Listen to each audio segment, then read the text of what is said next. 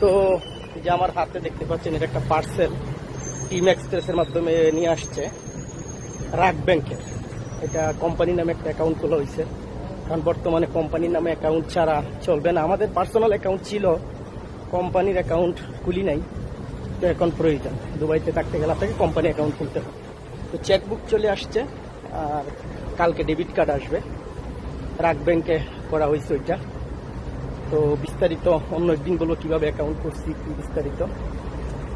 আর এটা আসলে আপনারা বিভিন্ন এজেন্সির মাধ্যমে করতে পারবেন এবং অফিসে গিয়েও করতে পারবেন, ঠিক আছে। কিন্তু অনেক কিছু আপনাকে দিতে হবে, কাগজপত্র আপনার অনেক কিছুই শো করতে হবে, আপনার বিজনেসে, আপনার ব্যক্তিগত, মানে অনেক কিছু আপনাকে শো করতে হবে।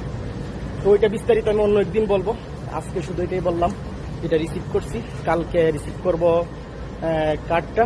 তো এখন কথা হলো যে দুবাইতে ব্যবসা করলে আপনাকে বিজনেস অ্যাকাউন্ট করতেই হবে, এটা দ্বিতীয় কোনো পথ নাই। ওকে, তো ভালো থাকবেন, আল্লাহ হাফেজ।